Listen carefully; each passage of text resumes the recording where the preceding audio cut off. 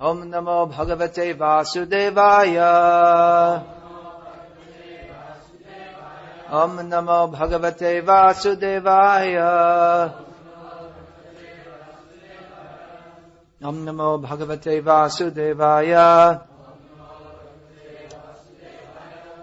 Prahladas chasmi daityanam kala kaliyatamaham mrigendro cha mrigendroham vainateyascha pakshinam. Among the Daitya demons, I am the devoted Prahlad. Among subduers, I am time. Among beasts, I am the lion.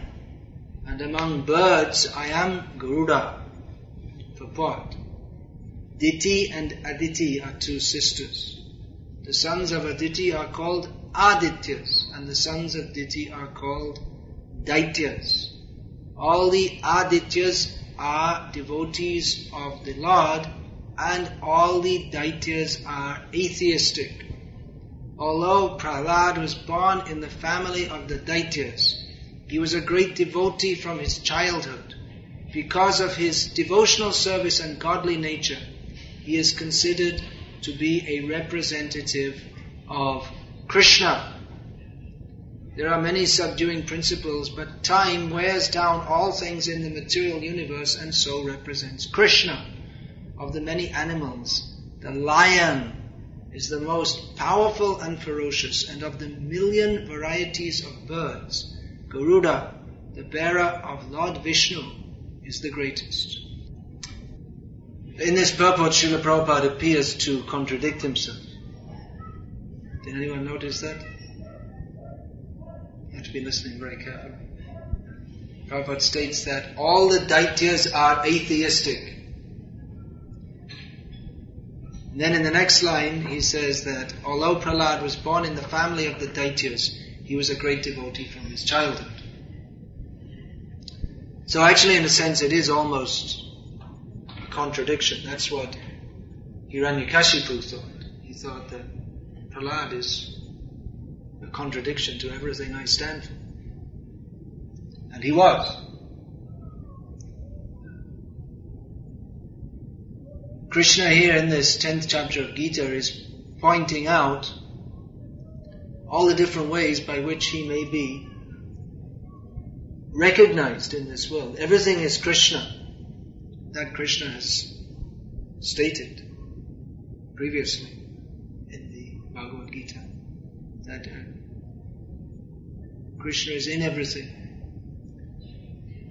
And everything is in Krishna. Mayatatamidam sarvam jagat. What is that? Mayatatamidam sarvam jagat. How does that verse go?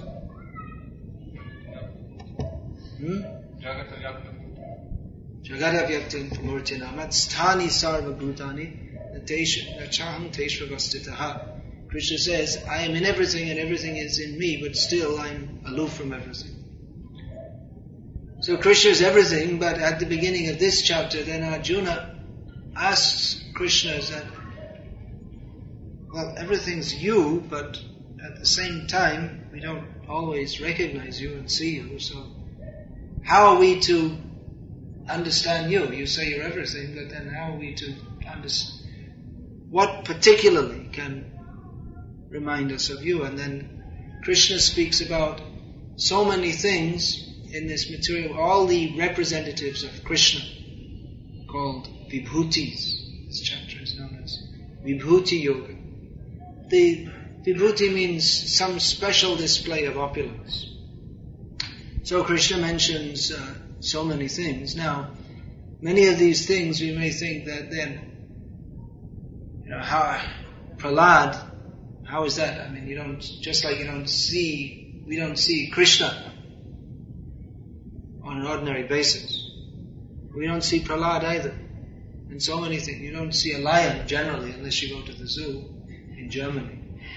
And in India at that time you may not want to see a lion, because there were so many lions until recently, lions and tigers. Until recently India was mostly covered with jungle. And there were lots of lions and tigers, and even today it still happens that tigers, sometimes, they come into the villages and eat people. So You might not want to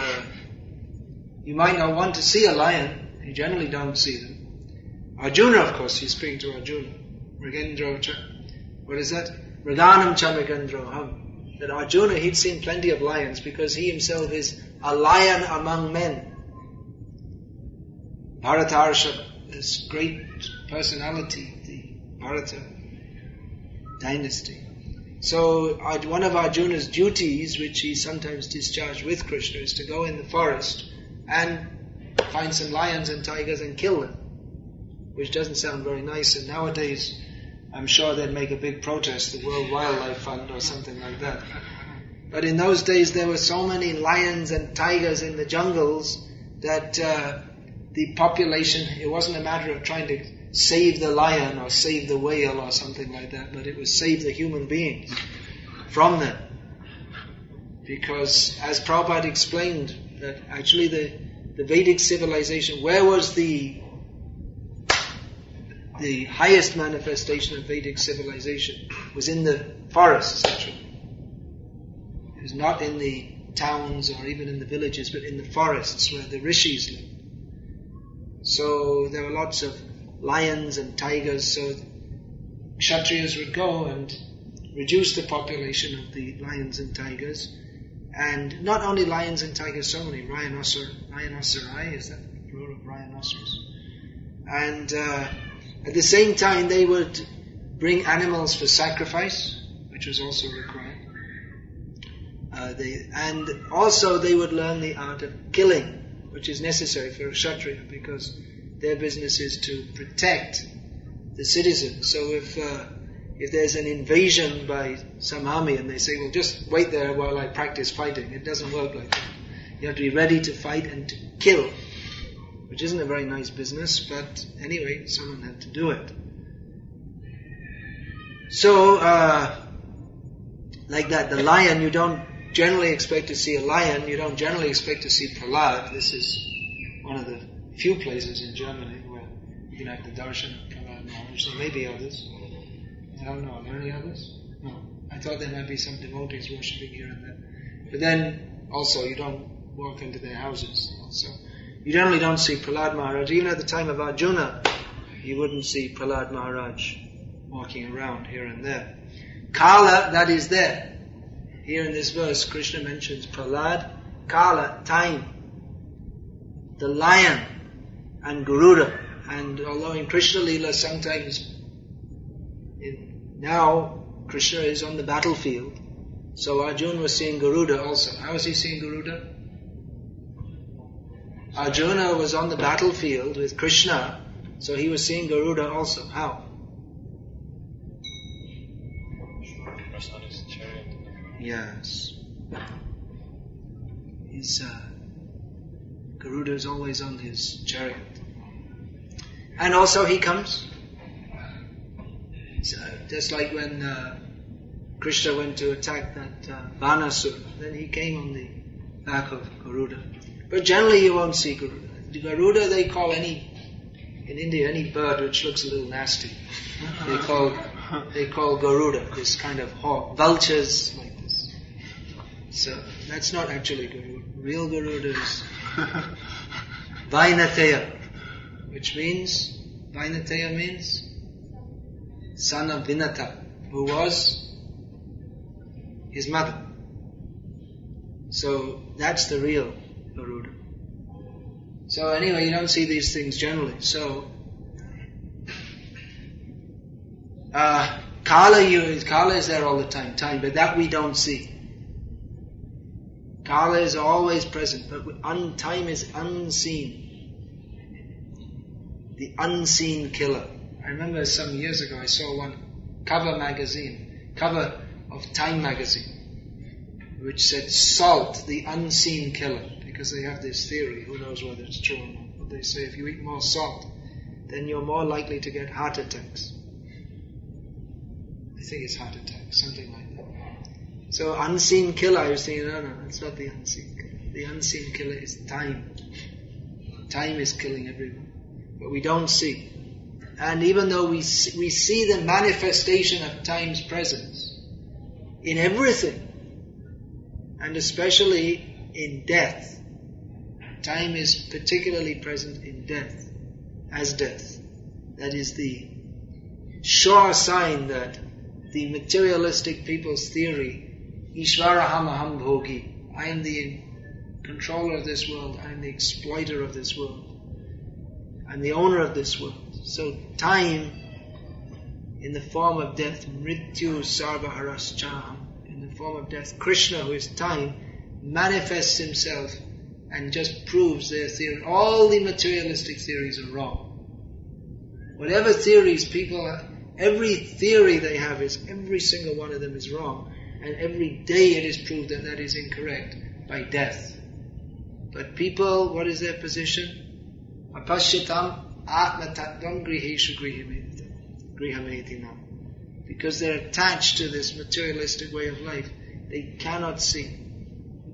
Pashyanapi na pashyati. They cannot see the fact that we are souls, seeing but not seeing. Everyone is dying, but they're thinking, that's them.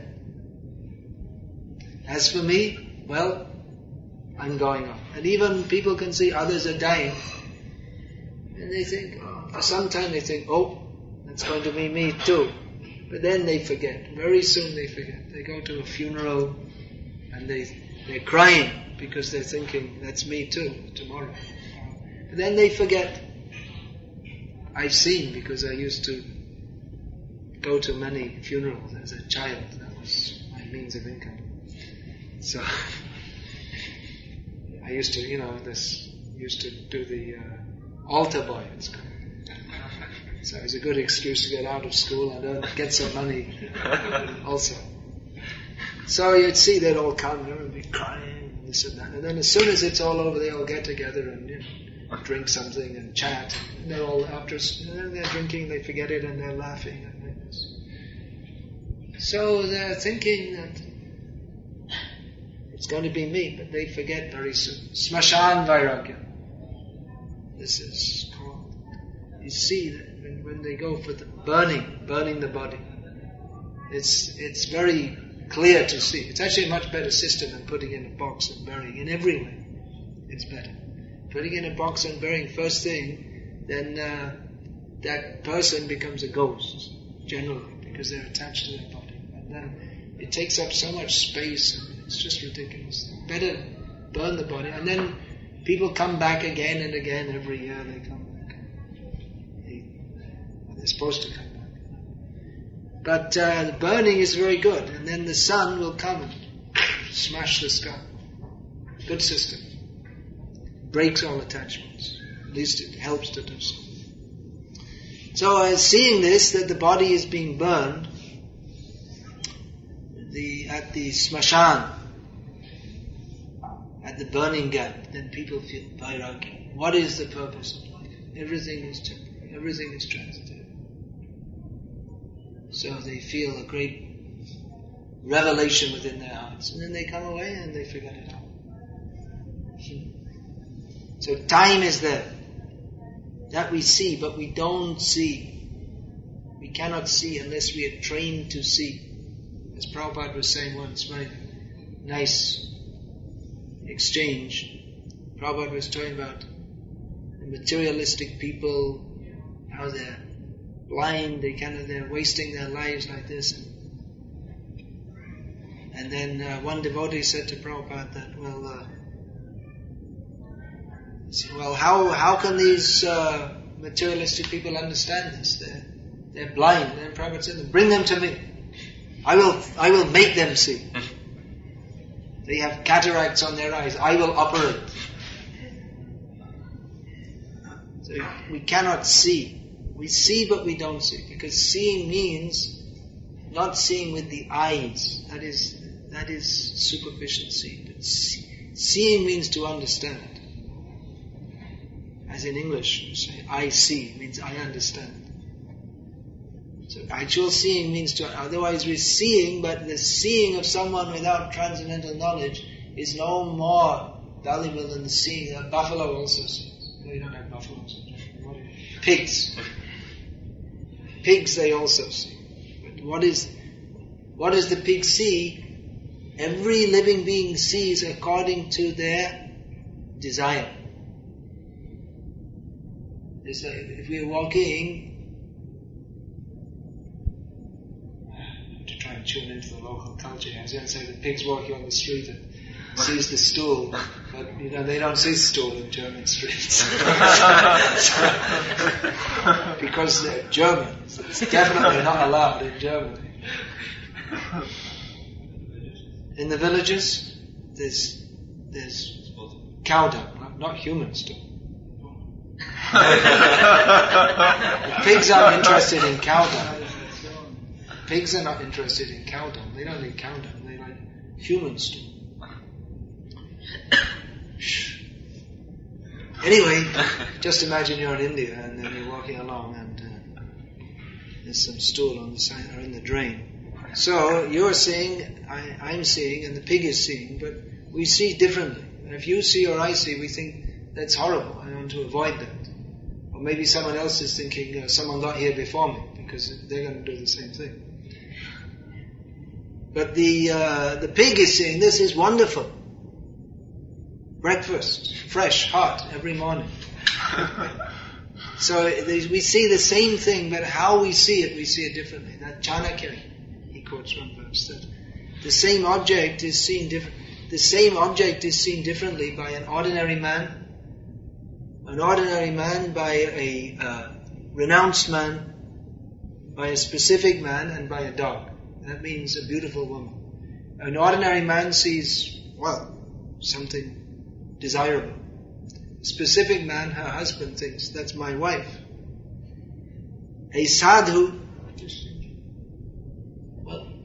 just someone else, that's all. No special attachment or what's the opposite word to attachment or not renunciation aversion. No aversion either. And a dog thinks, what is the dog thinking? Nice piece of meat. The dog is licking you and you're thinking how nice. Dog is thinking, tastes nice, I'd like to get some more of that. So how we see is, that depends not simply on the impression on the retina, nor even the processing within the brain, but it depends on how we see the world. There's a word in German for that. What's that called? Weltanschauung or something. Weltanschauung. That's used in English among so-called philosophers also. So, how we see the world, that depends what we see. We see everything, everyone sees the same thing, but we see differently according to our worldview. So here, Krishna is instructing Arjuna how to see him everywhere. But the question is Prahlad you don't see everywhere. Time you don't see unless you're trained to see. Trained to see by hearing from Guru, Sadhu. What is the nature of this world? Everything here is temporary. Lions you don't generally see, and Garuda you don't generally see either. So what kind of example is this then? I thought about this. Why Krishna is giving so many examples of things that we don't generally see. And I came up with this, some inspiration came, that all these Prahlad, there are so many, Meru Shikarinamaham, the Meru mountain, all these things, they are as real in Vedic culture as you see the sun in the morning rising. And actually in Vedic culture, when you see the sun in the morning rising, it's not just the sun, it's not just some, in modern life we think it's just some kind of natural phenomenon. But in the Vedic culture, then immediately you offer respects, because here is Surya Dev. So you don't see it's just some kind of planet or some kind of cosmic ball that's rising there. But you immediately understand, Surya Dev has again come. Surya Narayana. So he's the representative of the Supreme Personality of Godhead. And even before, of course, you never see the sun rising. People don't see the sun rising in these countries because they're always sleeping. But in Vedic culture, one has to rise early. And then the first thing, before the light, then you see Aruna. The reddishness is coming. Aruna is actually, Garuda is mentioned here. What's the relation between Aruna and Garuda? Anyone remember? They're brothers, two brothers. So Aruna, he comes first, that reddish light, that is Aruna, and then afterwards comes Surya Dev. So all these points are understood in Vedic culture because one is hearing, even from childhood, one is hearing about who is Surya Dev, who is Aruna, who is Garuda, who is Prahlad. So we hear about all these things, and even how the lion, you definitely hear about that also. Even the lion has such a mystique that even in the Western countries, even though the lion is not an animal of the Western countries, maybe some time previously, but even the mystique of the lion is fully, the word lion is fully known in the Western world and symbolizes something very great and powerful and noble. If we say a lion, he's like a lion, that's a great compliment, especially for a fighting man. So it suggests someone who's not only fighting but very noble, like this. So even though lion is hardly seen in the Western world, but the lion has such a prestige or mystique about him that is famous in the Western world also. So all these, the lion is very famous. Even most people may not see lions. I doubt it, but even in traditional Vedic times, if most people you wouldn't see lions much. And even if you did see a lion, mostly you wouldn't be seeing much more in that body. Because you'd become lion food. Lion food is not like dog food they buy in a packet. It's whatever the lion catches. So mostly people wouldn't see, but you'd know about. And respect. Great respect for the lion. So all these in Vedic culture, because from the beginning of life people are brought up to understand what is our position. We're here, we're in this particular time, and then people would know all the families of their forefathers and which rishi they're descended from and what are the different activities of those rishis, and that we're in this body temporarily. So people would know everything about all these leelas, Prahlad, Narasimha. They would know about Garuda, so many stories, the birth of Garuda and how the birth and activities of Garuda and what is Meru. People were knowledgeable. They were knowledgeable about all these actual facts of the cosmos. And in everyday talk, people would discuss in terms of the, just like now we see the universe in terms, because of our pseudo-scientific upbringing, we see the world just in terms of plain matter. But because people were brought up in such a culture that from the beginning of life they understood what's going on in the universe, that who are the great personalities of the universe, in history, and history means not going back to 2,000 years or 3,000 years, but a cosmic history of tremendous spans of time, and even before the creation, in previous creations, who are these great personalities. So, for Krishna to speak about Prahlad, it's as real to Arjuna discussing about Prahlad as it is talking about that tree over there. Because it's absolutely part of people's Weltanschauung. Something like that. Completely part of people's outlook and understanding. because people, it's not a question for them. Is Prahlad real or not real? Or is the sun, is Surya Dev really? There's no question of is Surya Dev really there. But when you see the sun, this is Surya.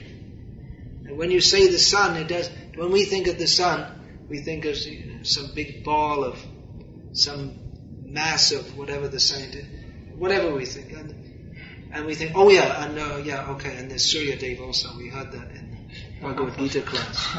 But for people brought up in the Western culture, when they see the sun, that means Surya Dev, and that this is his planet, and he's come to make the day. That is one of the names of Surya Dev, Dinaka. He made the one who makes the day.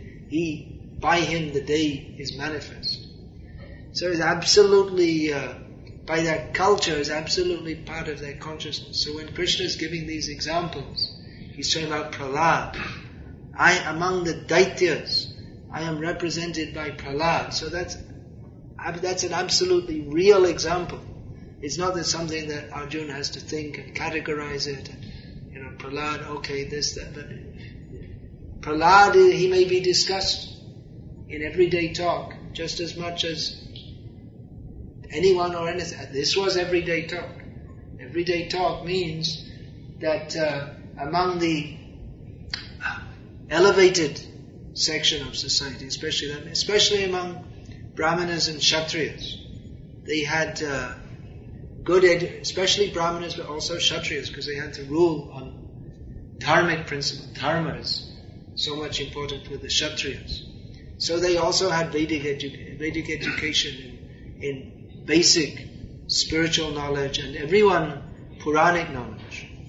So everyone, all the category, all the four statuses of the four groups of society, they had everyone received Vedic knowledge, at least in the form of Puranas and Mahabharata, in which all knowledge is given them, actually.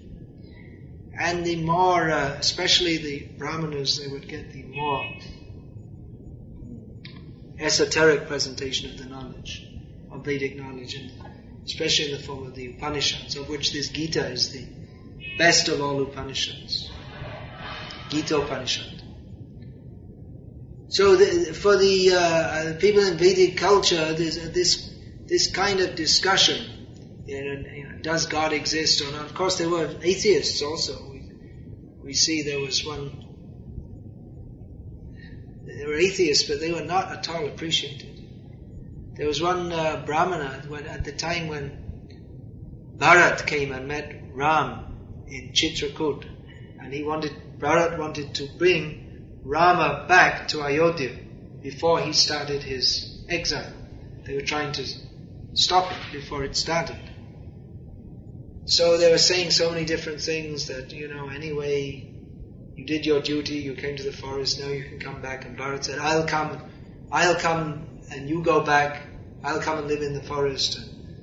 And the citizens of Ayodhya were saying, well, if you're not coming, we're all going to stay here too. And so many things, and Ram said, no, you just all go back and I'll stay here. And they couldn't do anything. And then one Brahmana, he started saying that well, what does it matter? It doesn't matter if you tell her, you say you have to uphold your promise to your father, but what does it matter? He's dead and you're going to be dead also, so it doesn't matter if you tell lies, because there's no future life and everything's finished, so just do whatever you want to enjoy yourself while life is going on now. It's not a new philosophy, the hippies didn't make it up. It's been going on since time immemorial. And immediately he became very upset. What are you talking? This atheistic talk. It's not befitting of you to speak this atheism. We don't want to hear this. That there's no future life, there's no responsibility. He said, I was just trying, somehow or other to convince you to come back. I was just getting desperate, that's all. I don't believe this rubbish either. I was just trying to say something. I'm not really an atheist, but our theistic arguments didn't work, so I tried an atheistic one. Sorry. We were getting desperate. So there may be atheists in Vedic culture also, but they're not appreciated by the general class of people who see by always hearing from childhood, always hearing about Nrsimha, Prahlada, and in future generations after Arjuna, they'll be hearing about Yudhishthira, Bhimsen, Arjuna, Nakul, Sahadev, and how they, by their faith in Krishna, how Krishna delivered them, what were Krishna's wonderful activities. So, in this way, their consciousness was fully absorbed in hearing about these great personalities, and they saw reality as it is. Now, we're coming from a different background. We're coming from a background of this atheistic culture. So, we're trying to take up devotional service, and we're trying to... It's very difficult when we're brought up with this atheistic culture, and then we're trying to bring Krishna consciousness into our way of thinking. And then immediately Arjuna, oh yes, that's a wonderful example Krishna's giving.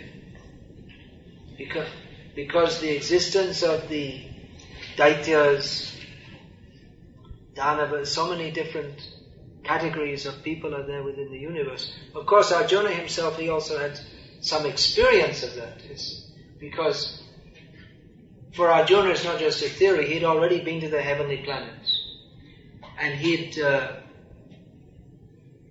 been given weapons he'd met so many great devas, Indra, his very father, and Lord Shiva. He met Lord Shiva. All the different demigods gave him weapons, and he'd even met some great horde of demons, the Nivartakavachas, who he killed them all. So he was acquainted with the cosmos, according to the Vedic description. He'd seen different parts of the universe. So he had some experience also. It may be more difficult for us in the present age. It definitely is more difficult for us in the present age, because we're brought up in a different way, in which our worldview is basically atheistic. We're all in the Bhagavad-gita, just like Prahlad is in the Bhagavad-gita. We're all in the Bhagavad-gita also.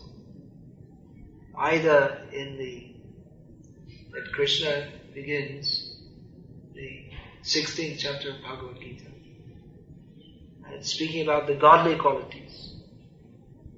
And he tells Arjuna that you don't worry. You're brought up, you're born with the godly qualities.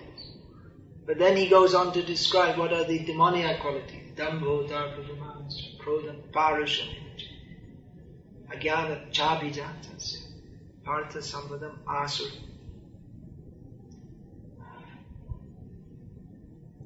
And he tells Arjuna, what is that? Mashucha Sambadam Daivam Abhijatosi Pandava. You don't worry, Arjuna, you're born with the godly qualities. So everyone is born with either godly qualities or demoniac qualities. So we're all in the Bhagavad-gita. We're all part of the caste. We're all, unfortunately for us, most of us are born with the demoniac quality. Dambho, pride, conceit, arrogance, harshness, anger, ignorance. We're all being born. That's Prahlad himself, out of his humility, was saying, I was born in the family of demons. Therefore, naturally, I'm always overcome by these bad qualities. I was born in the family of demons, but with a nature of that of a devotee. Generally, we don't find, you'll see the demons, they'll worship Brahma or Shiva. You won't find, they don't go to Vishnu. Because the demigods, they'll accept some worship, and then practically the demigods, they're practically forced to, because that's their role in the cosmos, to give some benediction to whoever worships them. They almost fit the common amongst us theory, that God He's obliged to give you as you deserve. But Vishnu, he doesn't fit that. Because if you approach Vishnu, what happens is you become purified if you worship him. Kama sarva kama moksha kama tivrena bhakti yujeta purusham param. One is recommended not to worship demigods, whatever situation, whether you're full of desires, no desires, or desiring liberation, to worship Lord Vishnu. But the demons don't do that. Because they know two things. One thing is, if you worship Lord Vishnu, one thing is you become purified. And they don't want to become purified. And then another thing is that Lord Vishnu, you can never trust him. Because you may worship him for one thing and he'll give you something else. Because he always gives you what he doesn't give you what you want, but he may give you what you want, but he gives you what you need. And even if he gives you what you want, he may give it in such a way that you don't want it. That means along with bhakti for him. So the demons, they don't want this. So the demons, they don't worship Lord Vishnu. Ravana, he didn't go to worship Lord Vishnu. Hiranyakashipu didn't go to worship Lord Vishnu. So, Daitya, that word is generally translated as demon, because as a generic category, the Daityas, they're all demons. One, that P.N. Oak, he did this kind of speculative study on how the world was all previously Vedic. So his idea was that Deutsch means this is an upper branch, transformation of Daitya. It may be. I don't know why only the Germans. I mean, I don't see everyone else in Germany in Europe is very godly.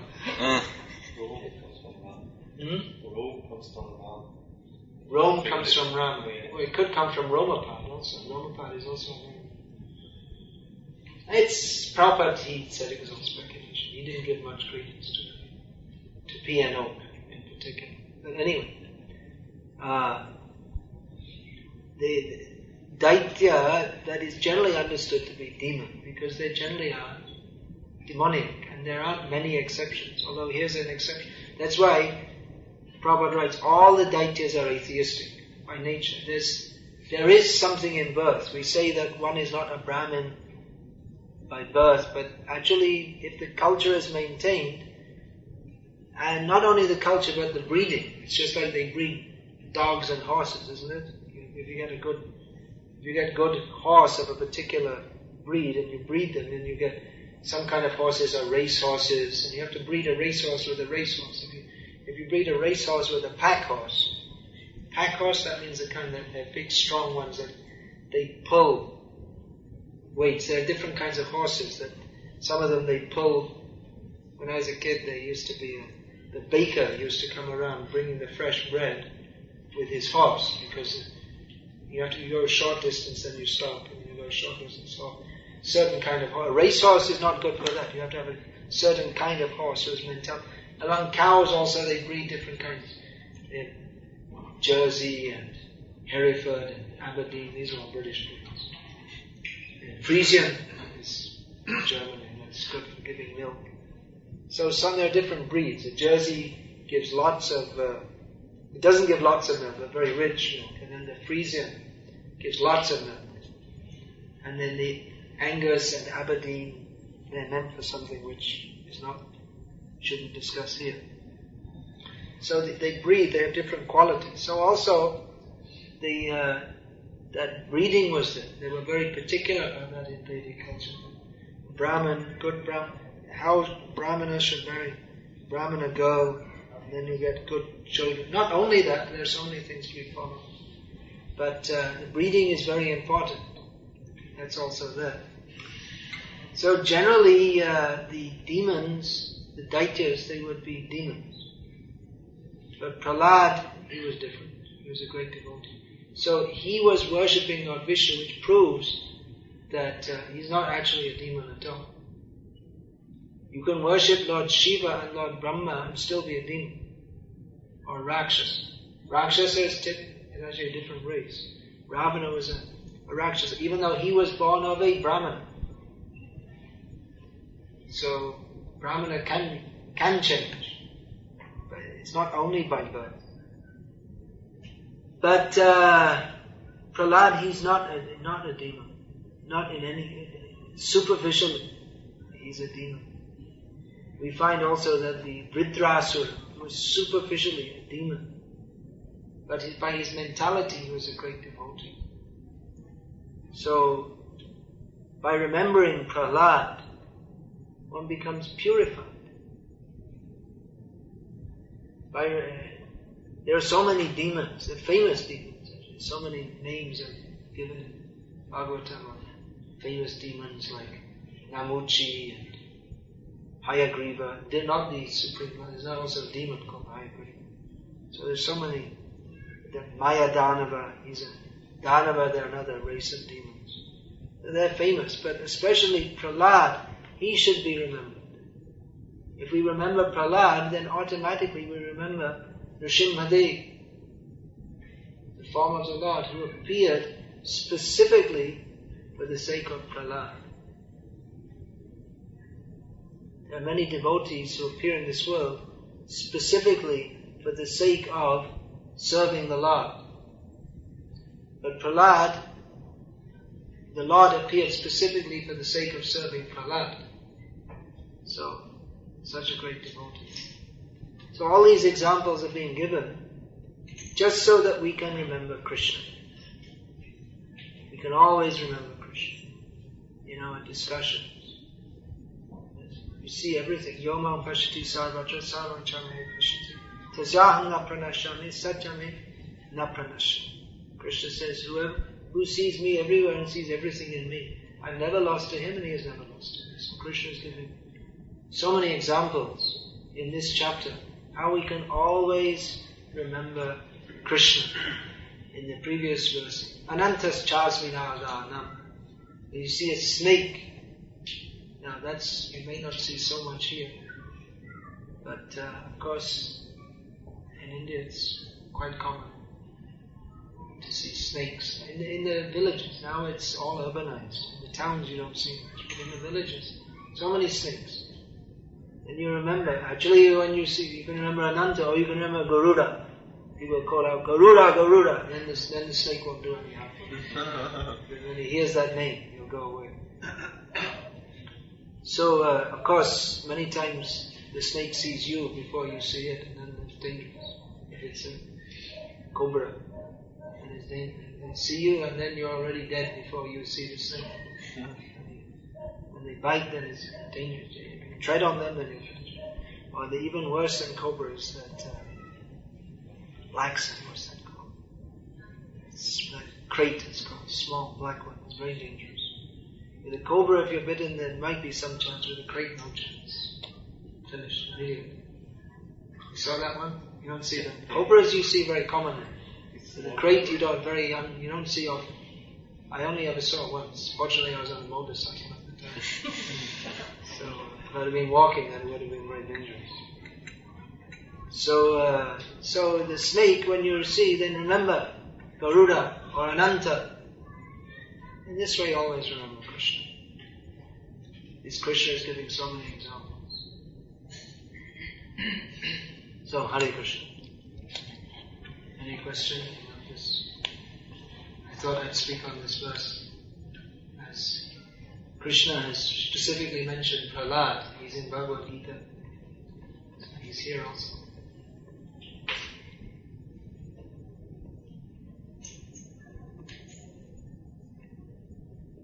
Krishna also enjoys to hear about. That's mentioned in the Nectar of Devotion that Yashoda was telling Krishna bedtime stories. So she was telling him about Nrsimhadev, about Prahlad. Hearing this, Krishna's eyes opened very wide. As he remembered. He became in that mood. But he didn't want to show that mood in front of Mother Yashoda. It would have spoiled her motherly devotion to him. So anything? Prahlad Maharaj then ruled over the kingdom of demons. So it is again like a good contradictory. He was No, well, he had his social duty, just like Bali Maharaj. He was doing his duty as a demon king. He was born in that, and he did his job, and he even did very well than most other demons. He conquered, he did what the demons are always wanting to do, which is to conquer over Indrapuri. He did that. Here's another example. He's born in the family of demons, but by association with Prahlad Maharaj, he became on the same platform as Prahlad Maharaj, one of the 12 Mahajans. So he's doing his social duty, just like Vritrasura. He also, his duty was to fight with Indra, which that Krishna says, no, not Krishna says, but that's stated in that Ete Chan Sakala Pungsa, Krishna's to Bhagavad Swami. Indrari Vyakalam Lokam Hridayanti. Okay, Krishna says, not Krishna says. All these different incarnations that are listed, Krishna is the source of them all, and they come in this world when when Indra, the demons come, and their basic job as demons is to give disturbance to Indra. So Krishna comes in his different forms to relieve the disturbances caused by the demons who are giving disturbances to Indra. So Vritrasura was born specifically for giving disturbance to Indra. He was supposed to be the enemy of Indra, but actually he became the one who Indra is an enemy of. So he had to do something to become the enemy of Indra. So he acted as a demon, but he was doing that's his social duty. He did it. But his internal attitude was one of devotion. So it may be like that according to social dharma, one may do things, even if you don't want to do. Even you see Pingala, the prostitute. She was a prostitute. She was also a devotee. It just happened that she happened to be in that position. So it's like that. Bhishma, Drona, they were fighting on the side of the Kauravas. They didn't like Duryodhana. They thought he was the biggest anomaly in the history of the human race. But because they were in that position, they had accepted, it had been maintained by him for so many years. So they thought, what can we do now? We have to fight. It would be, after being maintained by him for so many years, then to go against him, that would not be proper. We should show gratefulness to him. Gratefulness is that's very strongly emphasized. That he did it.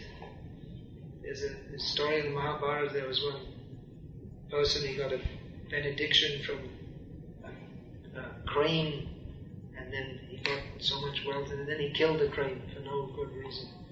And then the crane, who was the friend of the Rakshasas, when the Rakshasas found out, they killed him, but they didn't eat him. And even the vultures and no one would eat his dead body, because that man who had killed the person who had helped him,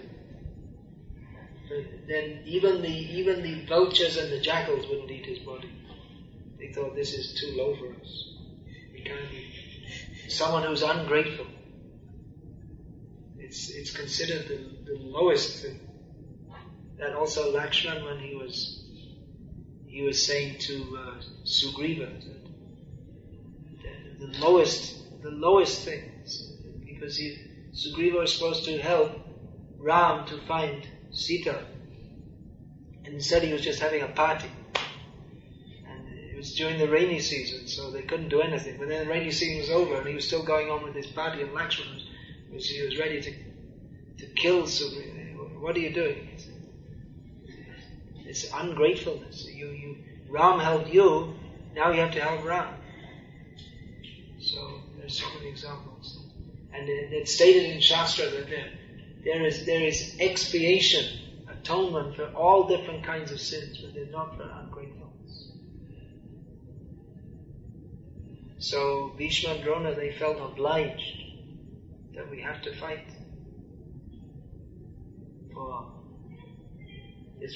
We know this rascal. He's a rascal. Duryodhana, he's a rascal. But we feel social obligation is there.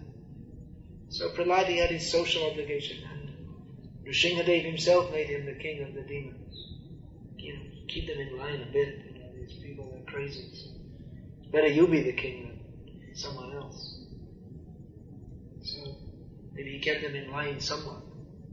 That's all I can offer as a suggestion.